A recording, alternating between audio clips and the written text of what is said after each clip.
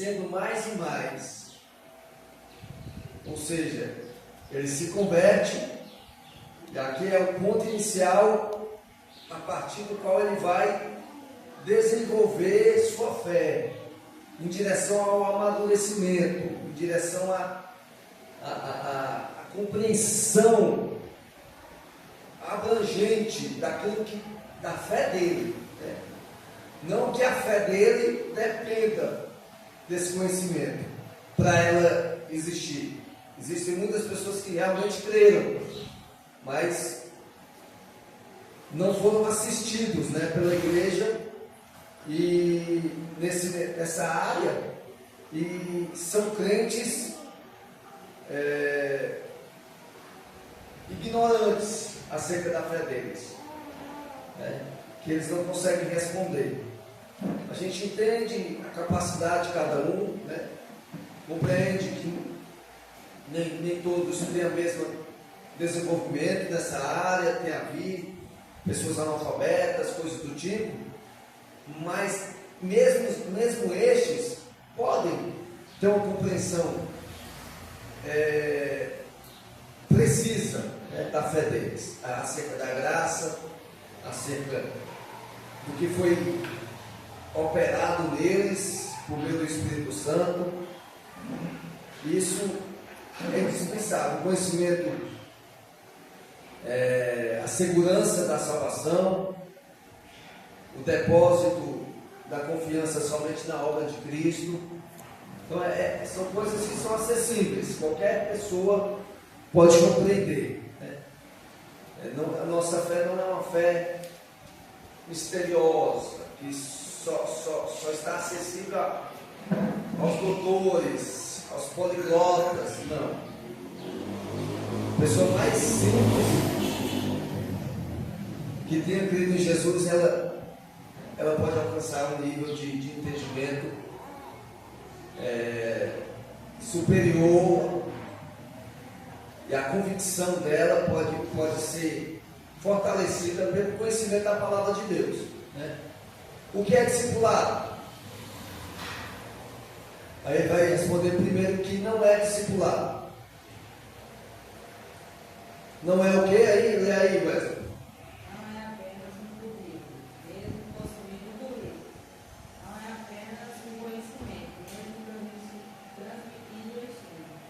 Não é uma sala de aula, porque está comprado nas pessoas e não no espaço físico.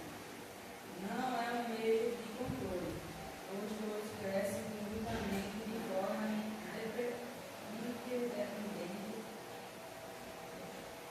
e não forma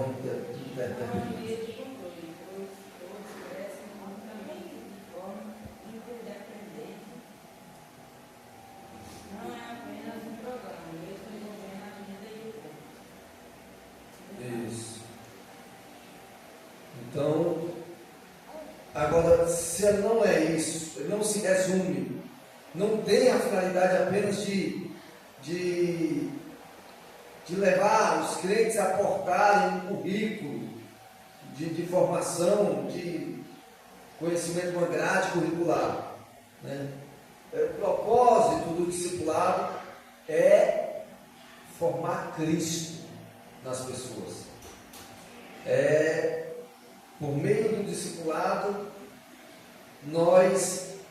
Cristo cresce em nós, Cristo é formado em nós, e o nosso eu dá lugar a Cristo, né? O que é um discípulo? Lê aí.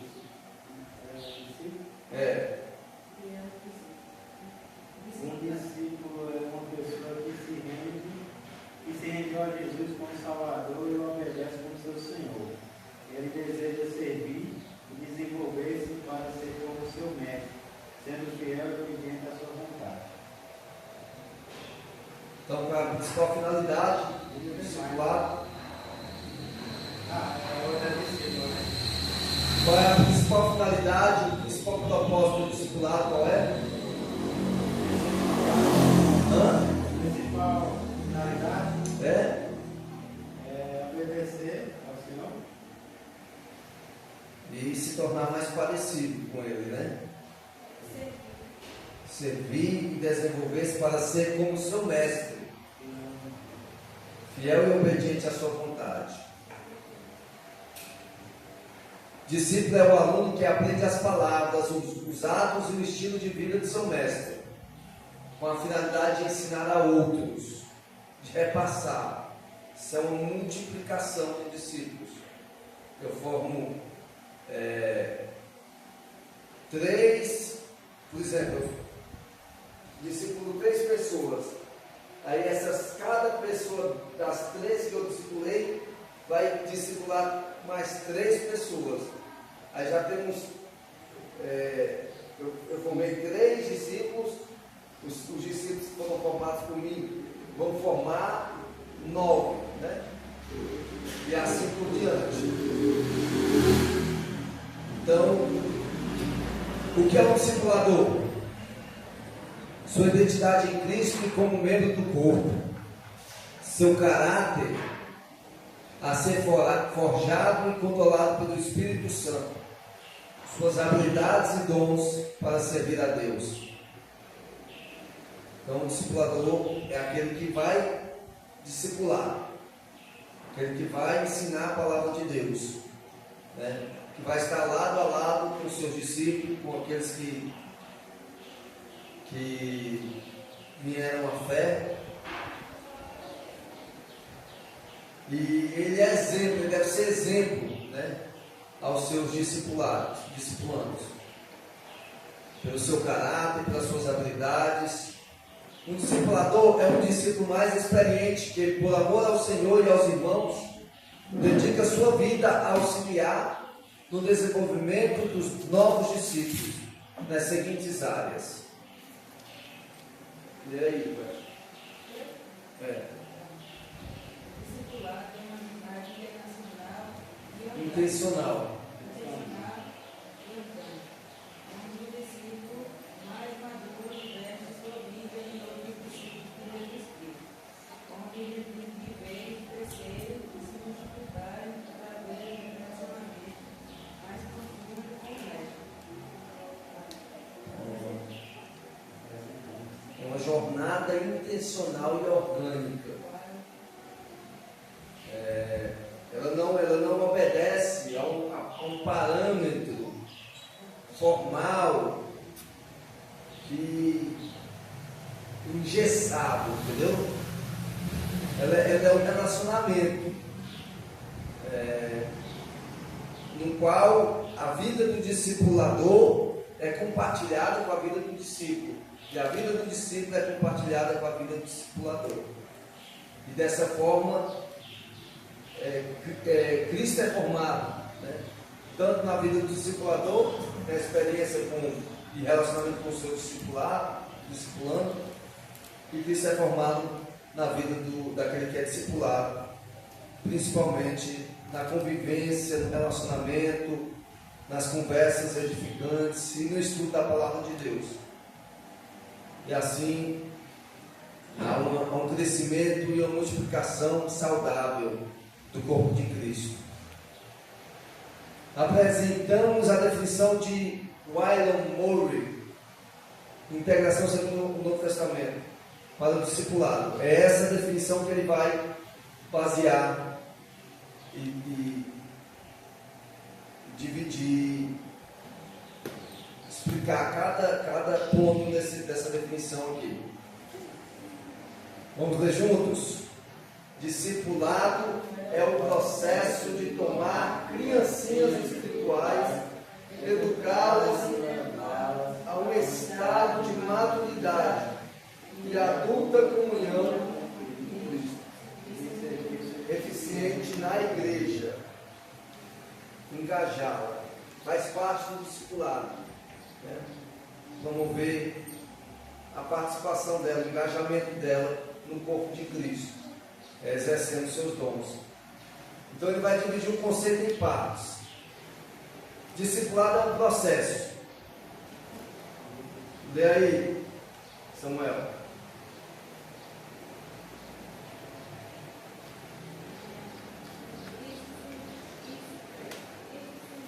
Cristo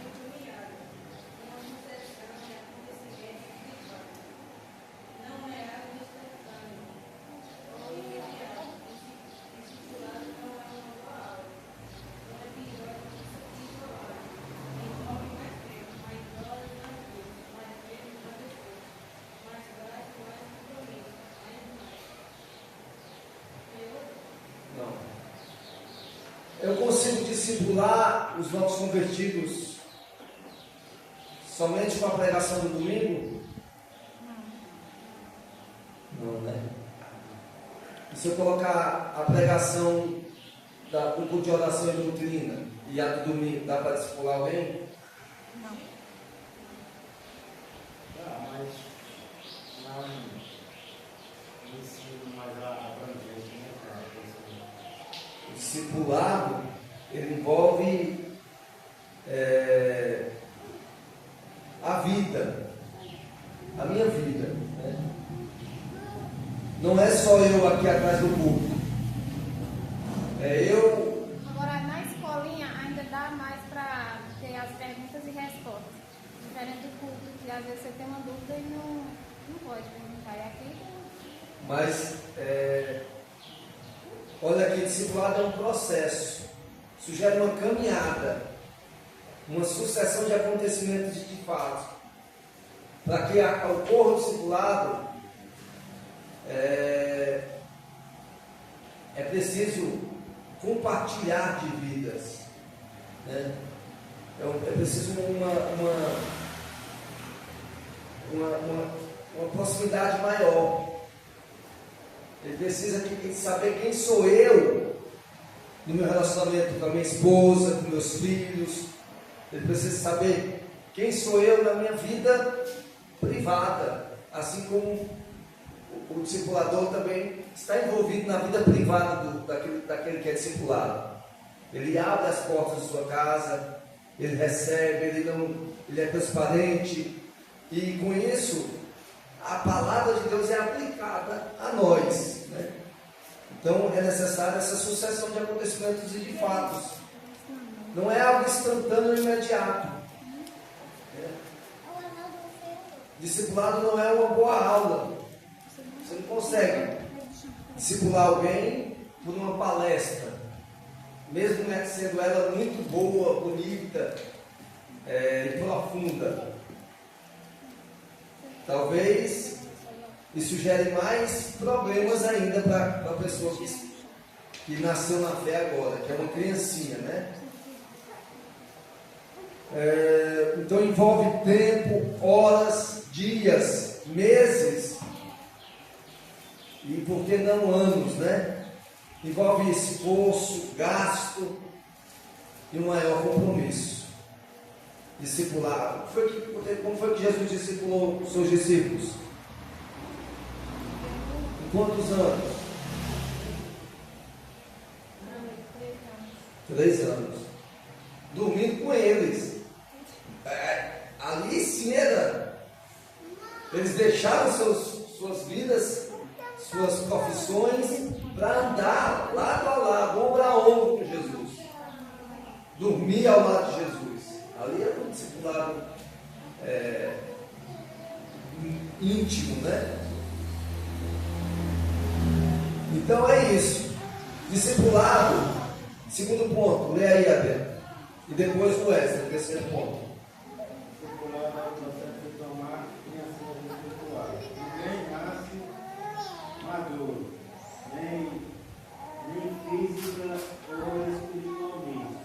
Crianças espirituais não são apenas os novos convertidos, também os que estão há anos na fé cristã, mas ainda estão se alimentando de leite. É lamentável, né? Isso.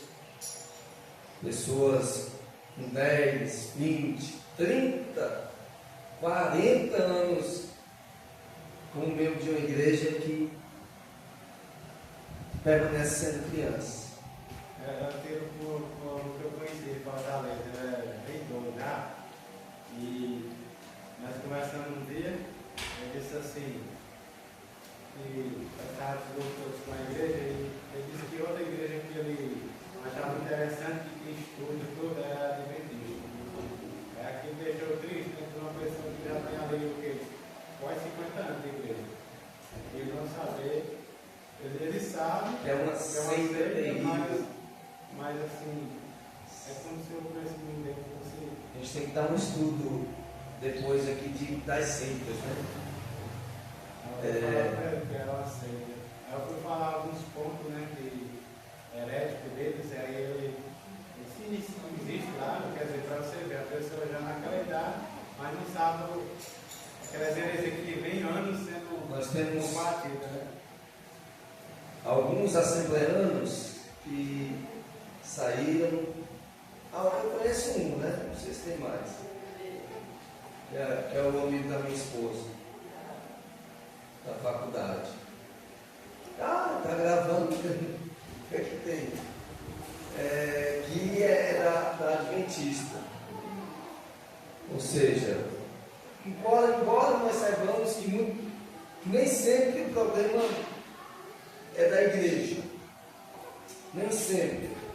Porque nós devemos levar em conta o coração perverso do homem, né? E muitas vezes não era um convertido, porque se fosse, mesmo que não tivesse um ensinamento, um embasamento, uma instrução bíblica, ele não seria atraído, né? Mas geralmente o problema está sim na igreja, né? Pela falha dela em não promover o ensinamento bíblico, né? E não discipular. O discipulado é essencial para preparar essas pessoas para a caminhada cristã. Vai lá, Wesley.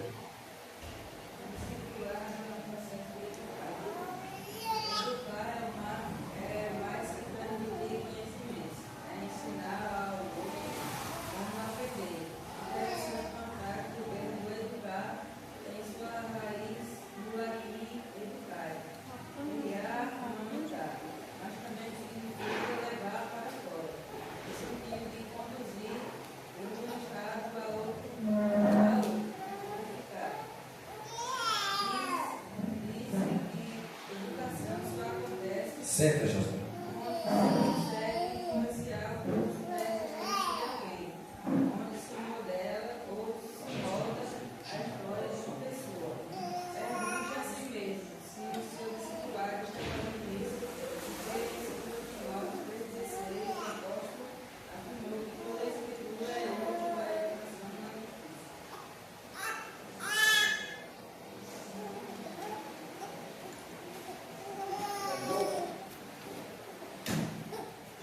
Então, discipulado é o processo de educar, transmitir conhecimento.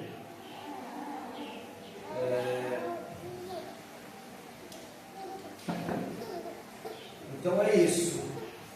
Esse rapaz que o Adriano citou aí, 50 anos de crente, mas que ainda era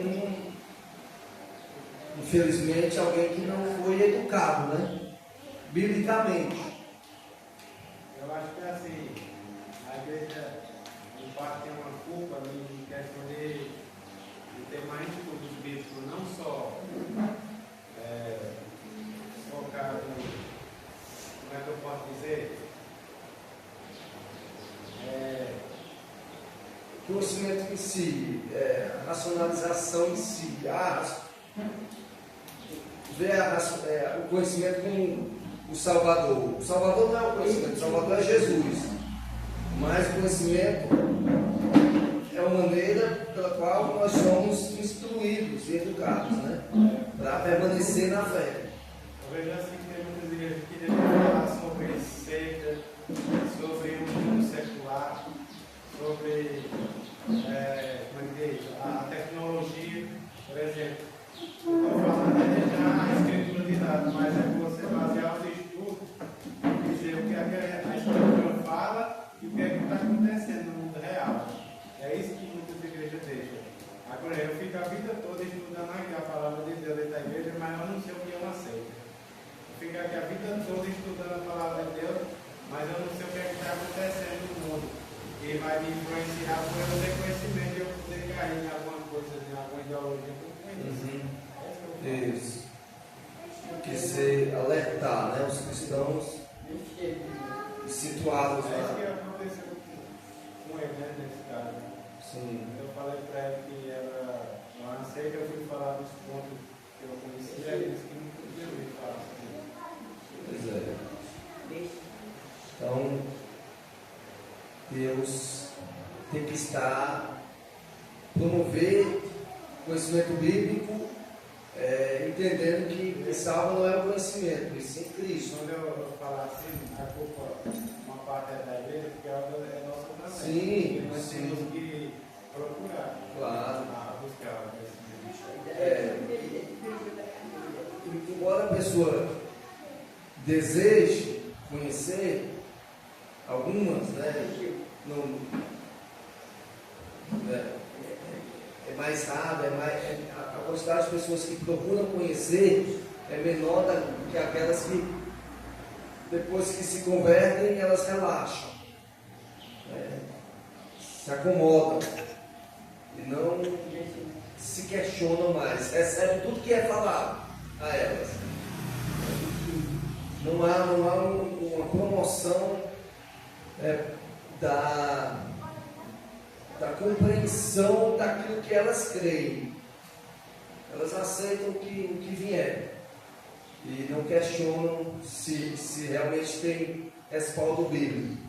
E isso é um problema, isso torna essas pessoas vulneráveis a toda sorte de heresias, que inclusive pode entrar na igreja, pela falta de uma compreensão da Sagrada Escritura de forma mais profunda.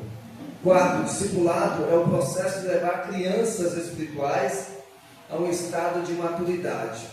Maturidade é um conceito amplo e muitas vezes abstrato. Sabemos que maturidade vem do verbo maturar, que significa amadurecer. Mas como se mede a maturidade de alguém? Vamos sugerir uma resposta e não a única resposta. Hebreus 5,14 sustenta que uma característica da maturidade cristã é a capacidade para discernir tanto o bem quanto o mal. Discernir tanto o bem quanto o mal. Um discípulo de Cristo que não consegue discernir o amargo do doce, o certo do errado, a luz das trevas e o verdadeiro do falso, ainda não amadureceu. Eu estive ontem no Clube do Livro. Acho que eu já comentei contigo, né? Clube do Livro. Que tem aqui. Se um cristão que não tem uma firmeza bíblica na Escritura e não está disposto a defender a sua fé, mesmo diante de pessoas que têm um pensamento totalmente oposto aos princípios e valores cristãos, se ele for colocado lá, ele vai entrar na mesma onda, no mesmo caminho que eles, que são todos esquerdistas, incoerentes, porque aquilo que eles aplaudem não é o que eles fazem, nem a forma que eles vivem. O que eles aplaudem eles rejeitam na prática. Entendendo? E não há essa linha. Não há bom nem mal, correto nem errado. Tudo depende. Então, se algum cristão leigo, que não tenha passado por um discipulado robusto, não tenha aprendido com um discipulador que tenha conhecimento bíblico, ele não vai resistir, não resiste. Mas pela graça de Deus, eu estou disposto, porque eu estou defendendo uma linha totalmente diferente da deles. Ontem eu fui lá acusado, falaram, é muito raso, não sei o quê. Eu até defendi pouco, mas é o primeiro encontro. Então, deixa que a gente vai tendo intimidade, mas no primeiro encontro que eu fui, eu não participei. Então todo mundo, cada um falando a mesma coisa que o outro, aprovando, só confirmando, aplaudindo o comportamento do personagem do livro, né? A forma com que é falado, escrito. Inclusive, tem duas cristãs, a Anaí, não sei se os outros são, mas a Anaí e a outra, que é professora também, são cristãs, são católicas, né? Mas aplaudem uma mulher que disse que aquele que crê em Deus, ele tem um transtorno mental. Aplaudem e promovem uma mulher que diz que a mãe, que questiona e constantemente agride a mãe com palavras. Embora a mãe tenha sido negligente na criação da filha, isso não justifica o desrespeito dela à mãe, que já tinha mais de 90 anos e que já estava prestes a falecer. E quando ela morreu, a filha, ela tinha duas filhas, a mãe dela morreu, as filhas, e juntamente com elas, estão sentadas, o corpo da mãe está diante delas, e o que é que elas fazem? Dão gargalhada. Então isso é algo assim, triste, lamentável, né? E retrata a realidade de um país que está secularizado, um país de berço cristão, mas que está secularizado, que esqueceu Deus, que é um país ateu, que é a França, né? Um país que recebe islâmicos. Então ela desaprova o Deus cristão e era simpática a Alá, o Deus islâmico. Então isso está promovendo o islamismo, o Alá, enquanto ela se aborrece e faz duras críticas aos que creem no Deus bíblico, Deus cristão. Eu defendi isso lá, né? Mas você percebe que eles passam por cima e não tecem nenhuma crítica. Eles são vorazes e desejosos por criticar a sociedade, da qual eles extraem o sustento deles, mas e criticar as instituições, mas não criticam o livro em si, né? Só estou aplaudindo. Então é isso. E eu acredito que seja uma ótima oportunidade para defender a nossa fé, né? Mesmo nesse meio de caos e deturpação da verdade de Deus. Mas é preciso distinguir o que é certo e errado, luz e trevas. Agora, quando eu estava na faculdade, que só era eu cristã, e você... Olha aí. E aí o professor ensinava e você não pode... você tem que ter um Não conhecimento... pode? Não, você tem que ter um conhecimento profundo, às vezes, para você defender ali no meio de todo Eu sei, mundo, é a né? personalidade, né? Aí eu acabava ficando calada, não aceitava, mas não ficava calada, porque eu não tinha... argumentos para defender até o final, eu tinha que estudar mais, mas eu não aceitava.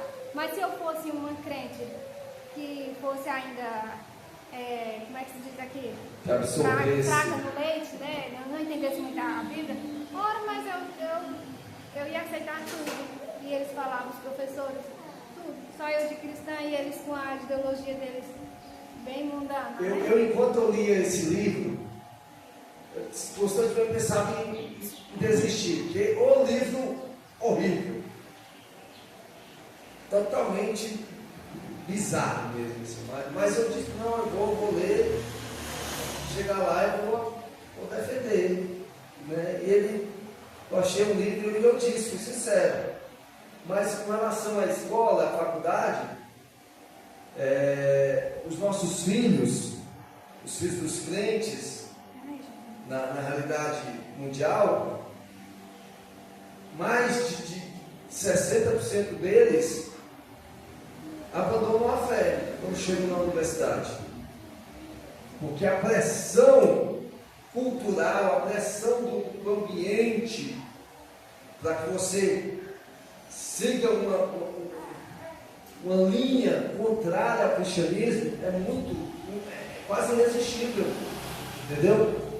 Se aquela pessoa que está lá na faculdade, porque ela passou 11 anos recebendo críticas sobre a sua fé e vendo comportamentos que se opunham ao comportamento cristão. Então é uma crueldade que nós permitimos nossos filhos passar, mas mesmo que eles passem por isso, eles precisam ser informados, precisam conhecer o lado que a Bíblia aprova, né? Mas não é fácil, não é fácil. Nossos filhos resistirem a tanta pressão, a tanta influência má, né? Não é fácil. Então é importante a maturidade. O cristão tem a capacidade para discernir tanto o bem quanto o mal. Hoje não há mais. Não existe mais divisão na sociedade. Tudo, a verdade é pessoal, é relativo. O que é verdade para mim pode não ser para você. Então eu não tenho que defender nada. Eu não tenho que convencer ninguém de que existe uma verdade universal, de que Jesus morreu pelos nossos pecados, porque é a minha verdade, não necessariamente não é a verdade do outro. Então a questão de evangelizar, de pregar o evangelho e convencer os pecadores de que eles precisam de Jesus, isso não existe mais, né? O objetivo é esse, é acabar com o cristianismo bíblico. É o quinto agora, é? É o 5 ou é o 6? É o quinto, né? Não, é o 4. 4 eu já li, não? Já depois do 2. O discípulo de Cristo não consegue distinguir o amargo do doce. Discipulado é o processo de levar crianças espirituais a uma muita comunhão com Cristo.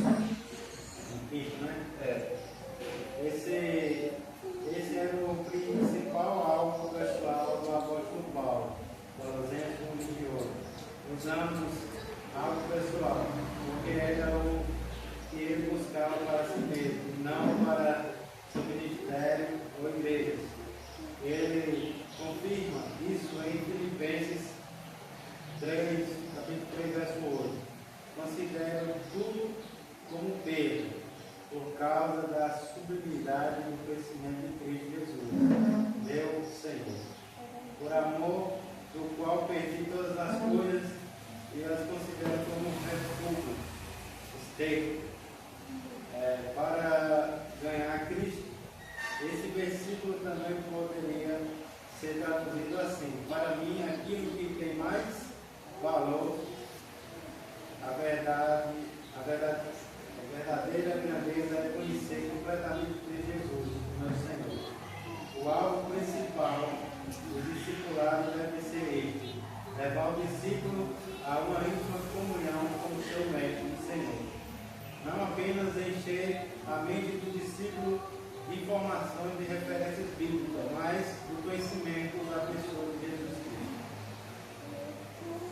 Exatamente. O alvo principal do discipulado deve ser este: levar o discípulo a uma íntima comunhão com o seu mestre e Senhor. Não apenas encher a mente do discípulo, isso aí é importantíssimo, de informações e referências bíblicas, mas do conhecimento da pessoa de Jesus Cristo. Como é que eu vou falar? Por exemplo, ele está falando aqui, vamos supor, do estudo que tem muitas referências bíblicas. Eu estou só falando aqui. Só como é, deixa eu falar um pouco disso e falar da pessoa de Cristo. Como é que eu posso iniciar isso? Uma pessoa que eu estou discipulando. Só para mim ter um raciocínio. Como é? Como é que eu falo disso? Você pode tirar o foco do versículo. Não, das referências bíblicas de estudo, e eu chegar para a pessoa e falar só de Cristo para ela. O seu discípulo deve conhecer a sua vida. E a sua vida deve ser um espelho. A sua vida deve expressar o caráter de Cristo. A forma que você lidar com aqueles que te ofendem, com as agressões, a forma como sua disposição em perdoar, a sua disposição em... Então a vida tem que estar aliada ao seu discurso, à sua fala, ao seu ensino, né? É o que Paulo fez aqui, ó. O qual nós anunciamos, advertindo a todo homem e ensinando a todo homem toda a sabedoria, a fim de que apresentemos todo homem perfeito em Cristo. Colossenses 1:28. Então, o alvo é tornar as pessoas mais parecidas com Jesus. Mas para isso, para que eu ajude essas pessoas a serem mais parecidas com Jesus, eu preciso me parecer com Jesus. Paulo diz: sede meus imitadores, como eu sou de Cristo. Entendeu? Ele não só incentivava as pessoas a imitarem a Cristo, a se comportarem como Cristo se comportou, a se esvaziarem de si mesmo, como Cristo se esvaziou da sua glória. Ele era a maior referência. A vida dele declarava, sem palavras, a necessidade de humildade, de não buscar agradar a si mesmo, buscar seus direitos. Entendeu, Adriano? Então você dá destaque a isso. Ou seja, a sua vida tem que estar em acordo com aquilo que você vai falar para o seu discipulado. Ou seja, você vai falar até Cristo, explicar o valor de Cristo, a importância que Cristo tem na vida do cristão. Para ele tudo converge. Um versículo é suficiente para você levar uma compreensão, mas para isso, para que o seu discipulando entenda e compreenda na prática o que é que você está falando, ele precisa ver na sua vida antes. Entendeu? A centralidade de Cristo na sua vida, né? O quanto Cristo é importante para você, né? Então isso é essencial, pois esse é o principal objetivo, é o conhecimento de Cristo. A palavra, o objetivo não é encher a cabeça, entupir a cabeça da pessoa de histórias, de versículos, e exigir que ela memorize. Não essa não é a intenção. A intenção é que ela tenha, de forma experiencial, perceba que o Evangelho seja encarnado, porque aí é disso que nós sentimos falta, né? Então, como levar a pessoa a não encher a cabeça de versículo, mas compreender, falar o Evangelho, dar ênfase à história da redenção, né? E não focar só conhecimento. O conhecimento sem Cristo ele não é nada. Paulo diz: você não perca. E ninguém mais do que Paulo tinha conhecimento. Você busca muito conhecimento, mas você não consegue exercer. Isso, viver. Como é que eu falo? Um dos pontos fundamentais para a nossa vida. Praticando, por exemplo, a perseverança, a humildade. Relacionamento com o outro. Você precisa mostrar Cristo. Você precisa refletir Cristo. Então você tenha condições de falar. Por exemplo, você fala de Cristo para a pessoa, mas aquela pessoa vê o seu comportamento totalmente que não tem nada a ver com Jesus na sua vida. aquele ensinamento não vai ser tão importante para aquela pessoa. Assim é com relação aos nossos filhos, com relação às nossas esposas. Nós precisamos viver o Evangelho, expressar isso por ações, palavras, comportamento, né? Aí depois sim, mas sendo que nós nunca vamos ser perfeitos, a imagem exata do Senhor Jesus, mas Ele precisa ver um coração arrependido em nós, uma postura de humildade, né? De reconhecimento. Mas para que o ensino seja efetivo naquela pessoa que nós discipulamos, ele precisa ver Cristo em nós primeiro. Para que ele ouça nós falar de Cristo, ele precisa primeiro ver Cristo em nós. Isso é essencial. Não é tudo lutar aqui para isso, né? Exatamente. A questão de você ter principalmente paciência. Sim. E tem coisas que ela vem de repente, e é nessa hora que você tem que ter muita força para lutar. Exatamente. Se valer da graça do Senhor, né? Porque a gente lutar com a carne, a derrota é certa. Tem que se valer da graça de Deus. E aí a gente vai crescendo e morrendo para si mesmo. Discipulado é o processo de levar crianças espirituais ao serviço eficiente da palavra. Então, a comparação é com criancinhas, né? Recém-nascido, o novo convertido é. A Alana, o Jonatas, eles não respondem por si. Eles dependem totalmente de seus pais, né? Para amamentar, principalmente da mãe, nesse período. Assim são os novos convertidos. Eles precisam o grau de maturidade tem a ver com o grau de santidade. Na medida que você vai ficando maduro, vai ficando mais santo. É impossível ser santo sem ter o conhecimento da Escritura. Porque a Escritura é quem nos santifica. A gente precisa conhecer a Sagrada Escritura e conhecer como aplicá-la na vida real também, né? Por exemplo, em umas circunstâncias onde se apresenta uma tentação, você precisa, não basta só saber o versículo, você precisa saber como aplicar aquele versículo naquela situação, onde se refugiar para não cair naquela tentação, para onde correr, né? O que fazer nesse momento, que ali é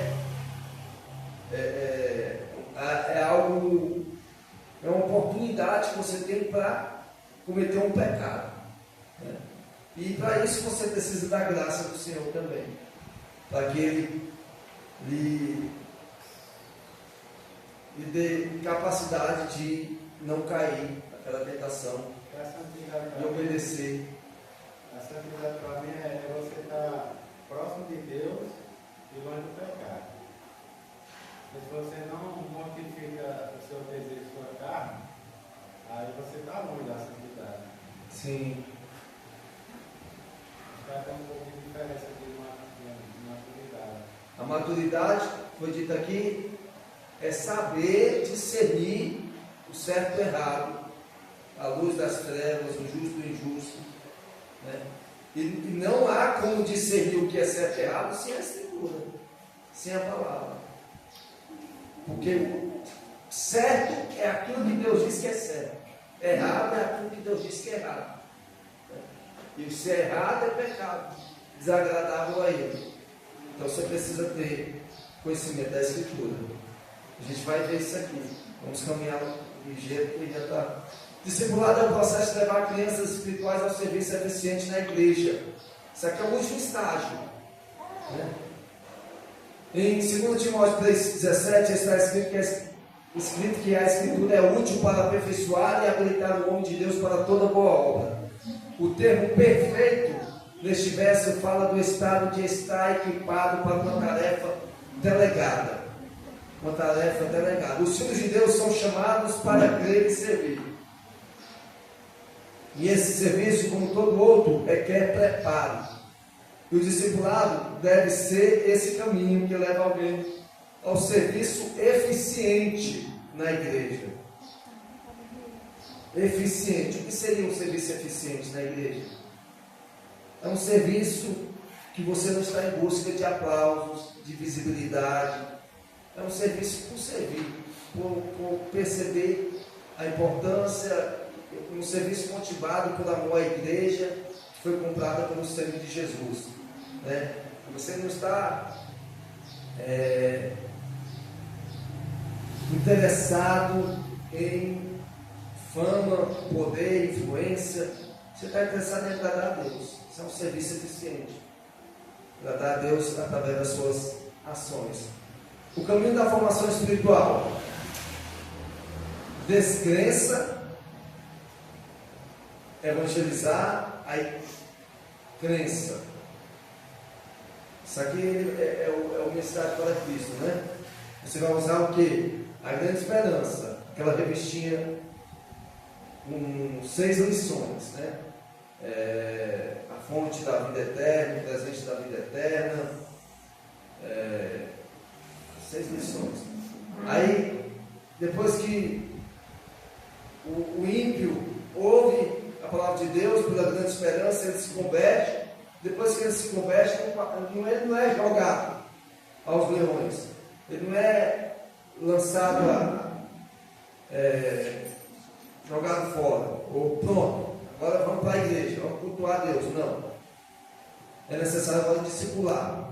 E para isso nós usamos a apostila Discipulado Vida, que corresponde a 20 semanas. Aí depois disso nós temos o batismo, onde ele se torna membro da igreja, mas ainda não para. O processo ainda continua. Ele tem que ser discipulado. E para isso é usado o material Life on Life. São 84 semanas. Aqui já é mais próximos, mais intensas as lições. E diz respeito à vida real. Maturidade. Aí ele chega à maturidade. Agora nós vamos capacitá-lo para liderar. Aí ele diz aqui que é incendiando o coração, o material usado. São 12 semanas. Depois a liderança. Ele exerce a liderança. E agora ele vai ser instruído ao engajamento. Por fim, que aí é o serviço eficiente da igreja. Eita, tem coisa aqui ainda, né? Vamos terminar aqui. Aí tem 5 minutos. Vamos correr. A base e o alvo do discipulado. 3 grandes verdades sobre Jesus e os discípulos e o discipulado. Ele não tinha plano B. Jesus fez. Ele ordenou fazer. Ele mandou 70 discípulos, né, para evangelizar. E depois os discípulos voltaram, todos alegres, empolgados, porque os demônios se submetiam a eles. E Jesus disse, e aí foi uma oportunidade de lição para eles: alegrai-vos antes, porque o vosso nome está escrito no livro da vida. Então, eles não poderiam se deixar iludir ou se orgulhar de nada além da salvação deles. A salvação deles deveria ser o maior motivo de alegria deles, não o que eles fizeram por Cristo. O Senhor Jesus quis que seus discípulos soubessem que a vida cristã não resumia a conversão. Em João 15, 1 a 11, temos um precioso ensino de Jesus sobre a vida constante e frutífera. Vamos tirar algumas lições desse texto e estudarmos outros que comprovam a importância do discipulado da obra missionária. Qual é a base do discipulado? Palavra de Deus. Toda videira precisa ser podada para que continue saudável, dando frutos. Nesse verso, lemos que quem realiza e poda é Deus. Ou seja, o discipulador precisa estar convencido de que não é ele que vai podar aquele que ele discipula, mas é Deus através da palavra. O discipulador é apenas um instrumento, né, para levá-lo à palavra, para que Deus se utilize da palavra e mude, capacite, torne o discipulando frutífero. E o verso 3 diz que quem limpa é a palavra de Deus. Ou seja, o discipulador não faz nada, ele só comunica a palavra de Deus, e ela se encarrega de tudo, né? Deus age por meio dela. Deus deseja que frutifiquemos, que exibamos em nosso dia a dia o seu caráter. Essa é uma das razões pelas quais Ele nos deixou a Bíblia. Ela tem ação eficaz na vida do crente e, consequentemente, na vida da igreja. A Bíblia orienta a respeito de como devemos pensar, Filipenses 4:8. Avalia as nossas intenções, Hebreus 4:12-13. Aponta os nossos pecados, Gálatas 5:19-21. Mostra o caminho correto. Deus usa seu livro para instruir o cristão. Como disse Ward Hendricks, Deus deixou a sua palavra para nos transformar, e não somente para nos instruir. A aprendizagem da palavra deve nos levar a um processo positivo de transformação. O alvo do discipulado é a comunhão com Cristo e maturidade espiritual. Comunhão com Cristo e maturidade espiritual. Eu vou ler aqui só um trecho. A condição para darmos frutos é bem simples. Precisamos permanecer em Cristo. O verbo permanecer aparece 110 vezes no Novo Testamento, das quais 44 estão no Evangelho de João. E dessas 44, 12 estão nessa passagem. Em outros textos foi usado para referir-se à moradia de pessoa por diante. Agora, permanecer em Cristo. Como é que nós permanecemos em Cristo? Por meio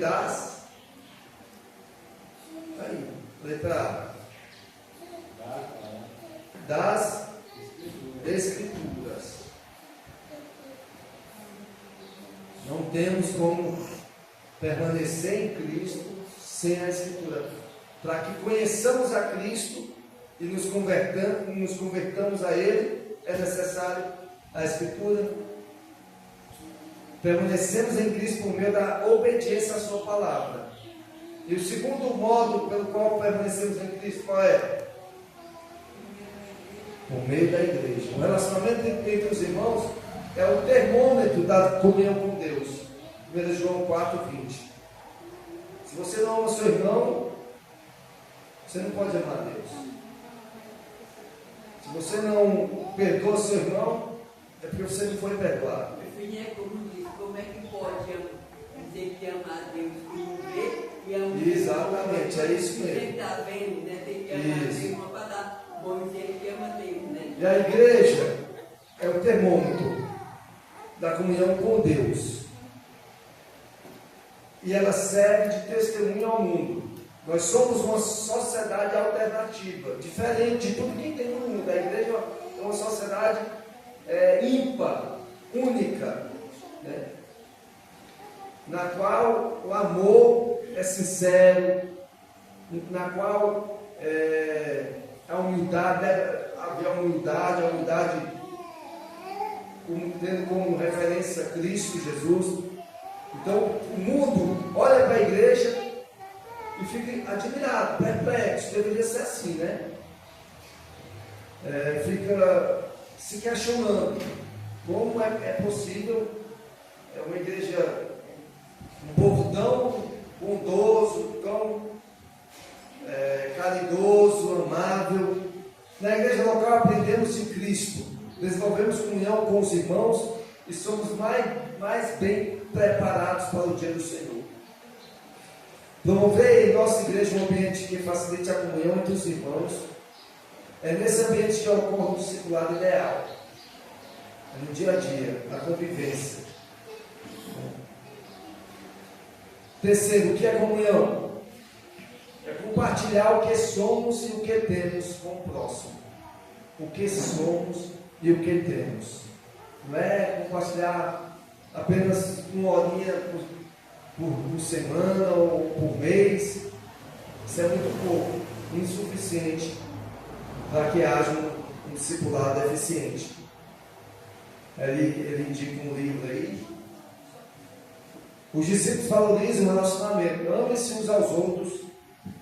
Aceitem-se uns aos outros. Sujeitem-se uns aos outros. Os discípulos protegem o corpo contra poluição e infecção. Não tenha inveja uns dos outros. Deixem de julgar uns aos outros. Não falem mal uns dos outros. Os discípulos contribuem para o crescimento uns dos outros. Edifiquem-se uns aos outros. Tudo isso tem referências aí, né? Tudo isso é bíblico.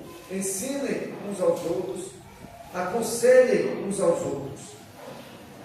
Os discípulos servem uns aos outros. Sirvam uns aos outros. Levem os fardos pesados uns dos outros. Sejam mutuamente hospitaleiros. Ou seja, não há como crescer na fé, não há como se tornar mais parecido com Jesus sem estar na igreja de Cristo. Você pode perceber o déficit daqueles que não congregam, o déficit espiritual, o déficit da generosidade, do amor, né? Da falta de compreensão bíblica é muito grande, porque não está no corpo de Cristo.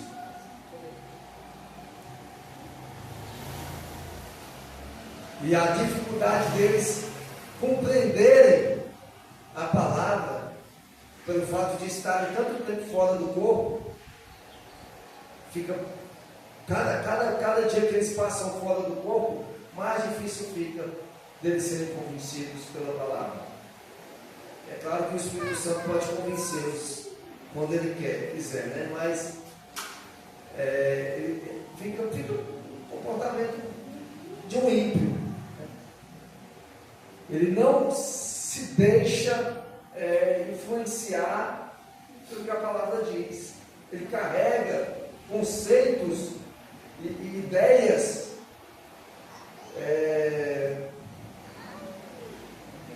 muitas vezes contrárias à vontade de Deus e não se deixam moldar pelo que a palavra diz. Da necessidade do corpo, eles não se deixam convencer disso, de que é impossível que eles sejam cristãos legítimos e se tornem cristãos maduros fora do corpo de Cristo. Percebeu quanto podemos fazer ou deixar de fazer para edificar os outros? Se você quer uma lista maior e se aprofundar no assunto, poderá comprar o livro citado ou a revista de adultos, a uns aos outros, da História Cristã Evangélica. Já tinha pensado que as Escrituras são um meio de permanecer em comunhão com Cristo? As Escrituras. Deus usa a igreja para manter acesa a chama de comunhão com Ele. É isso que nós cremos? Adriana?